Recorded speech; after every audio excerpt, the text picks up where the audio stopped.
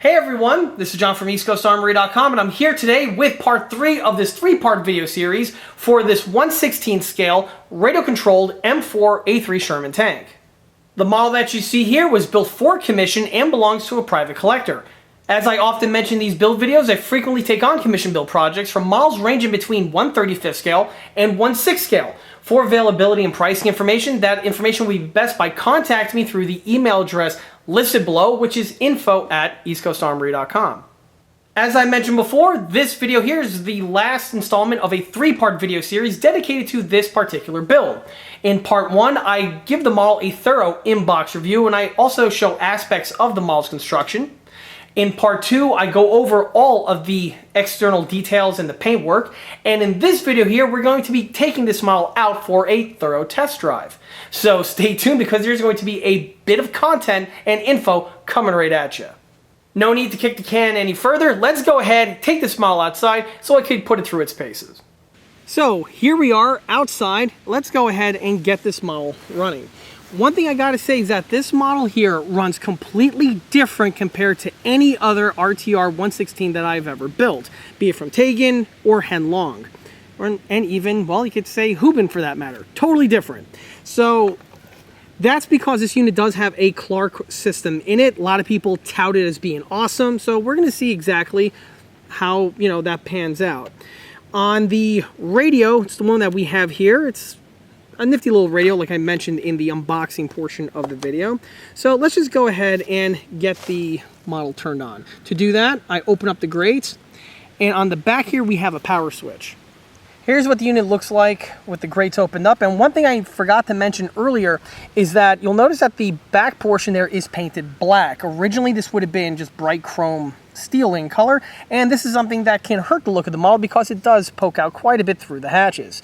Yes, the hatch, or I should say the main power switch, is in red. That does poke out through, but it's way less so compared to having this giant section here of chrome just, blaring out through the grills. This was just painted with just some spray paint, and I believe, no, it's just Rust-Oleum flat black paint. I just brushed onto the location, and that's all there was to that. The quick disconnect knob was spray painted flat black, leaving for the result that we have here. This model does have a recharge jack. It's right over there on the inside. Hopefully you can see it, that little white block. You just yank that out, and then you can recharge the model without having to take it apart. Normally this is a feature that I have to add to the model, but on the Mato here, it comes stock out of the box in that configuration. It's a very nice feature, if I might add. Also, really quick, electronics-wise, this model is completely stock. I did nothing to the electronics whatsoever outside of moving some of the components that I mentioned before into the model's turret in regards to the LED, and also in regards to the bow MG with the addition of the ECA unit. Outside of that, this thing is totally stock. The one feature that this model does not have is a smoke system. There is no smoke system that is currently patched in. I tried to add this to the model, however, I was just unable to get the smoke systems to work with the Clark board. Some people are probably going to tell me I'm crazy or I did something wrong here or there. Regardless, I did ask on some forums. I tried the location that they requested, and I got nothing out of it. So, that remains to be seen possibly on future builds. But, so on this one here, and on top of that, there really wasn't a whole lot of space or any space on the inside to even fit the smoke system. On the Sherman, it's really, really tight back there. So basically the way you see it is stock out of the box. So to turn the model on, first I'll turn on the radio, as I always advocate on these RC models. Hit the switch, and that is it. The model is now on, and now we're gonna go ahead and fire up the engine sound effect, and then we could drive the vehicle. So unlike the other RTRs where you have a button that has like a padlock on it, on this one here, I can actually drive the model in this configuration. As you can see.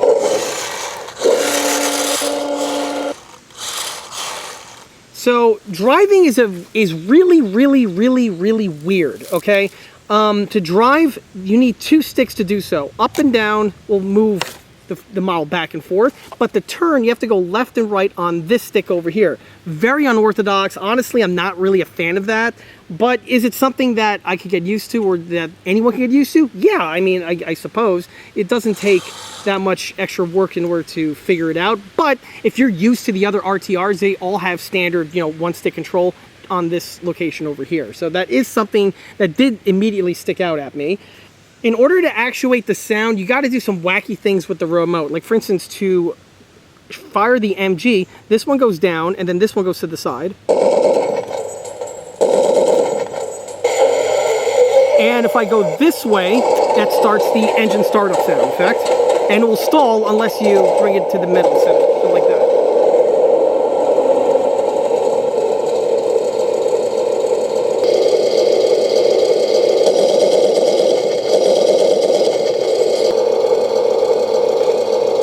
To fire the main 75, you go up on this, and as you see, the recoil and that shutter, that little judder back, that's something a lot of people have, you know, a lot of critiques about. A lot of people don't like that animation on their models, but again, with the way you see it here, stock out of the box. As you can also see, the strobe light works pretty good. And it definitely pulls, you know, does the effect, I feel, as good as the other models that are in a similar class. When this stick here is dead center, you could go ahead and rotate the turret.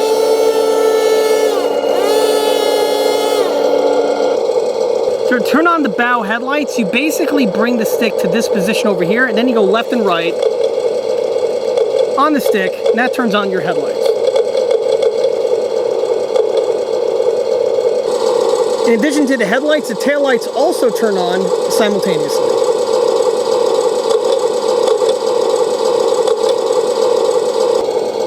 For the elevation, this is very different compared to the other models.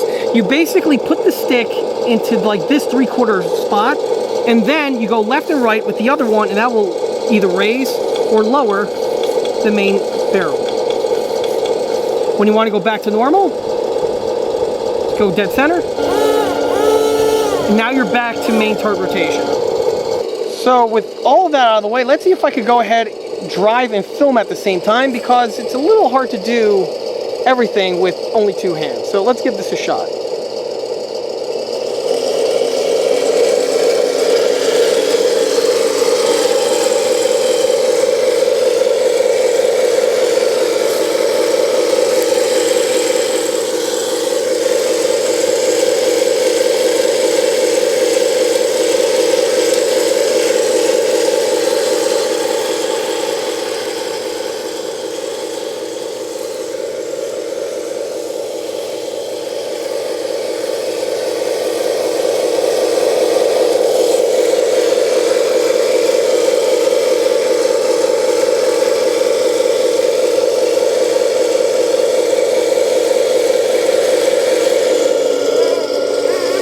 So initial impressions, it's pretty, again, very different. It kind of feels a lot like the old Tamiya clutch systems. If anyone, actually even with the way the controls are, it's very old school Tamiya clutch type format. And if anyone has ever built one of those, you'll know exactly what I'm referring to.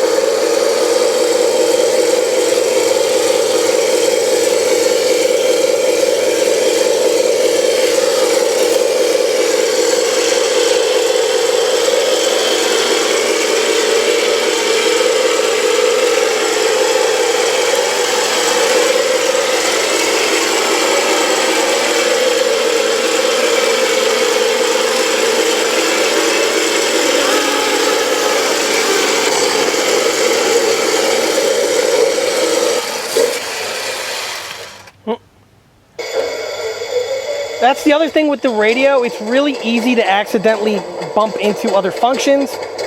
So that is something that also the, person has to get used to. But other than that, not too bad.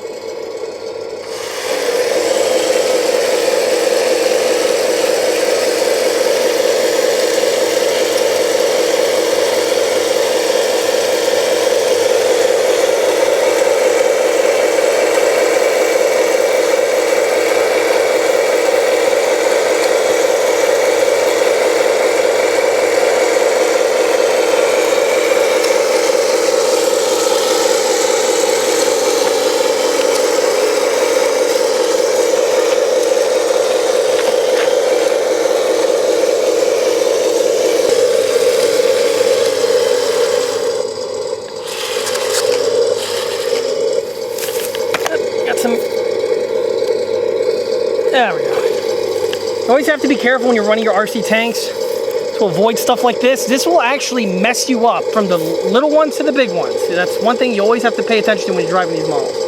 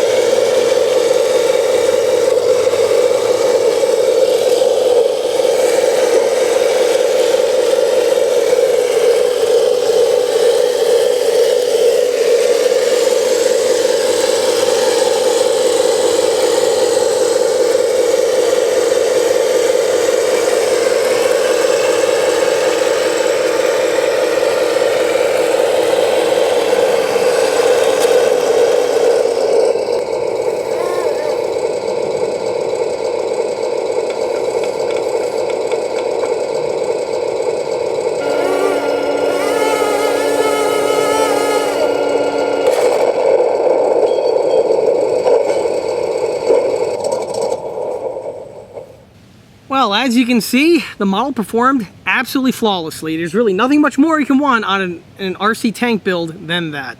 The thing was running absolutely perfectly, both on and off-road. It had a lot of power to plow through long brush, which I have plenty of at this time of the year. I was able to go over and navigate through certain obstacles of various materials, from bark to sticks to rocks and everything else in between. Yeah, it was just an absolutely flawless test run. Really nothing more that you could really ask for. Before I go ahead and bring this model back inside, I am going to bring it into the shop and make sure it has all of the dirt and debris removed from the running gear. This is an important bit of maintenance that a lot of people don't think about on their RC tanks. But what happens is when you run these models, they tend to catch and snag things like dead grass and other sorts of plant material, and after a while that can actually cause some detrimental effects, like I was mentioning before. Some effects that it can cause would be things like track derailment. It could also put extra strain and wear and tear on the gearbox and drivetrain.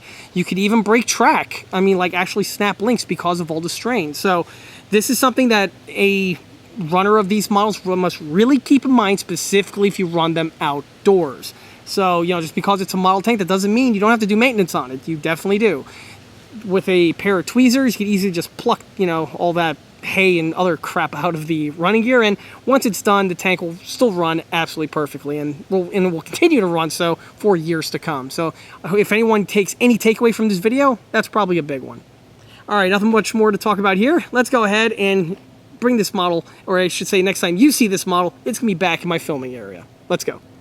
And at the end of the day, a build like this just puts a smile on my face because it came out nearly perfect. The model here is an excellent rendition of an M4A3 Sherman, and me being the Shermanaholic that I am, it definitely is one that always never ceases to be an enjoyment. And if I didn't know any better, I'd say this is the perfect point to pivot us into skill level and recommendations. So this was actually the first time I actually got my hands on a Mato M4A3, so it was very interesting for me to actually, get the experience with working on one, as I always wanted to add one to my collection, or at least add one to my resume.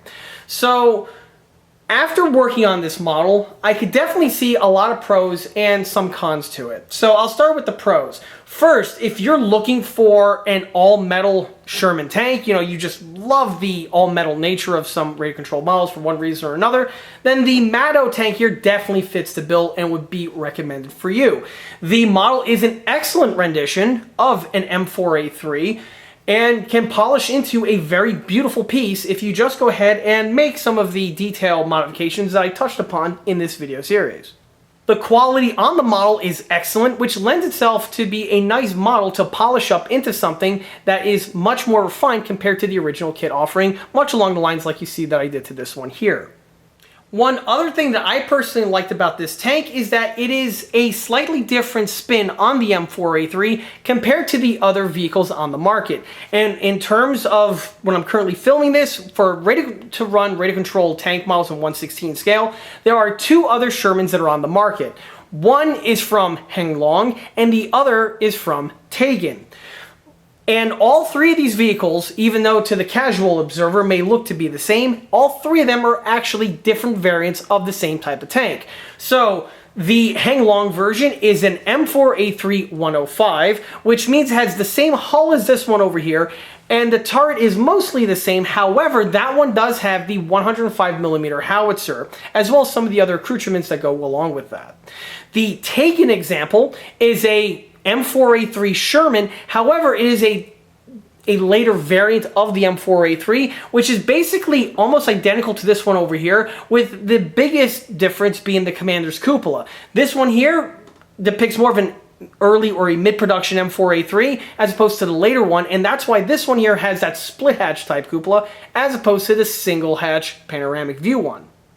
This, by the way, is fantastic news to the consumer because in your collection you can have one of each and no two of these vehicles are going to be the same. But that's also basically true for almost all Sherman tanks. You can have half a dozen of them or 2 dozen of them and have no two of them be identical or the same in that manner as well. However, with the option that we have here on the table, I'm just talking about straight out of the box. We have 3 different versions of the Sherman, and no 3 of them are depicting the exact same vehicle. So again, if you're just looking to collecting, this is great news for you.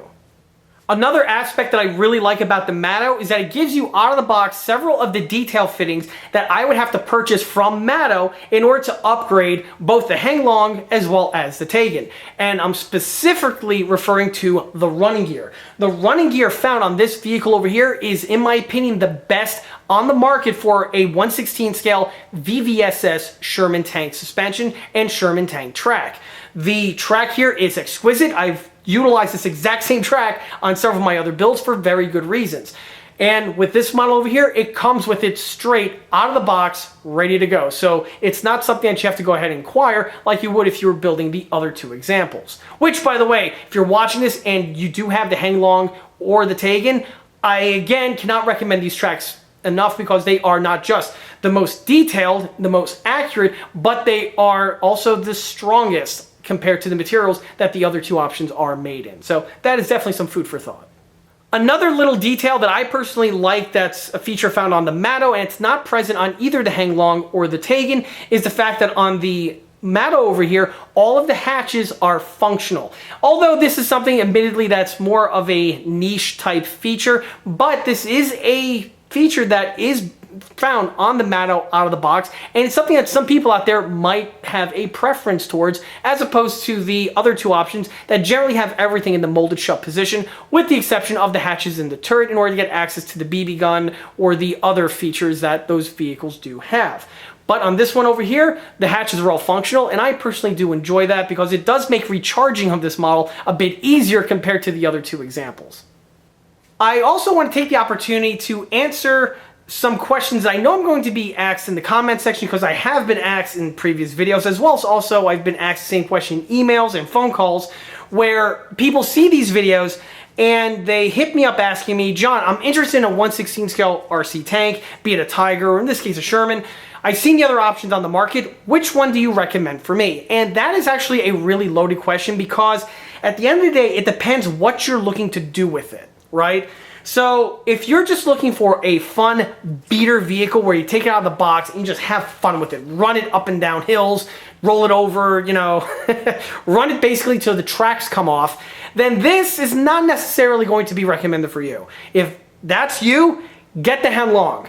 It's going to fit your build perfectly. It's really cheap, it's really fun, it's a great model, it's well engineered. You could basically run it, like I said, till the tracks come off, and since replacement parts are everywhere, you can either do a quick repair, or at some point you can actually polish it up into something that looks a lot like this. That is definitely the type of person who I'd recommend a Henglong to. If you're looking for a project tank, like you're looking for a heavy conversion vehicle where, you know, you want to take the lower hull and make the top into, say, you know, an M4A1 or some other wacky Sherman variant, this is not necessarily going to be for you. In that case, you might also want to roll with the Henglong. In fact, that's what I would do. The Henglong is, again, the most affordable option on the market, and also makes, in my opinion, for the best handyman special. You could get one for cheap and spend the budget accordingly on the various components, like on this one over here, namely the track and the gearbox and all that, and you could spice it up and rice it out to your heart's content. Yes, you can also do that with the Mato for a little bit more money, because Mato does sell everything that you see on this vehicle separately, so that is an option. But me, in my personal opinion, I would just rather stick with a Henglong for that type of application. If you're looking for a nice rendition of an M4A3 Sherman, then yeah, this one over here would definitely fit the bill. But it's not just this one, I would also recommend the Tegan one as well. As I mentioned before, the Tegan example is quite excellent, and the two polish up basically identically and could be compared to one another very well. The one aspect that this one does have over the Tegan is, again, it's all metal construction, but you are going to be paying for that, as opposed to the Tegan that does have a lower price point. Also, again, this is a slightly different version of the M4A3 with the earlier style Commander's cupola in comparison to the later version found on the Tegan. Both will basically lead to excellent results, and I do recommend both equally. However, I do want to mention that compared to the two, the Mato arguably is better in certain aspects compared to the Tegan. However, that does not take away that the Tegan does build into an excellent rendition of an M4A3, and again, I have and do recommend that vehicle as a viable option. In fact, right over here I have my 1/16 scale Printed M4A3. This is a subject matter of its own video series found on the channel, and if you're interested to know how this one stacks up to this one, I recommend go ahead and checking it out. But like I stated before, the two work very well with one another, and they both build into excellent renditions of an M4A3 Sherman, albeit slightly different variant. Late production, mid production. Sadly, at this time, I do not have a standard Henlong M4A3 105 in order to just, have parked next to these two over here to, compare and contrast. I have built one in the past for my own personal collection. However, it was converted from a standard M4A3 105 to an M490, which is a Sherman with a Pershing turret on it, and that's the subject matter of its own video, and I recommend checking that out. It's a fun one. But regardless, this Mato Sherman over here does have lots of positive attributes to it, and again, it is an excellent choice out there for a 1/16 scale Sherman option. But there are some things I do want to mention. The first is not necessarily a ding, but it's definitely something that I do want to mention, and that is cost. The Mato is one of the more expensive options on the market. It is definitely less than the Tamiya, but it is more costly compared to the Tegan that you see beside it. These kits retail anywhere from about $600 to about $700 US, depending where you find them, and also depending on the option that you buy them in.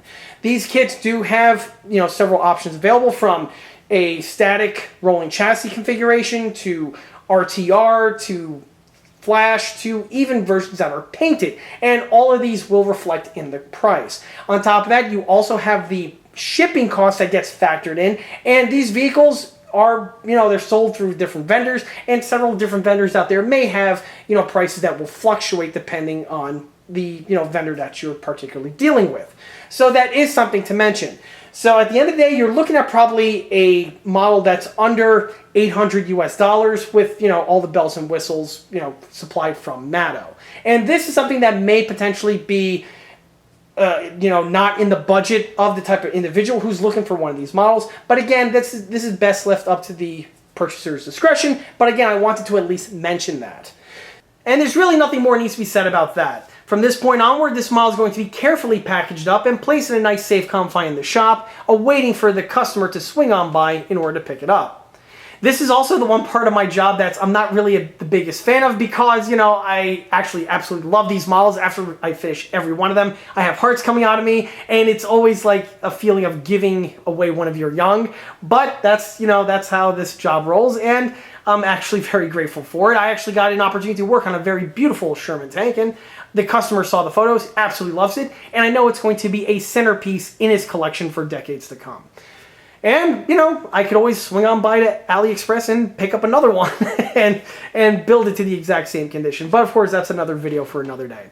And with that, that wraps up this model showcase video series for the 1/16 scale mid-production M4A3 Sherman tank.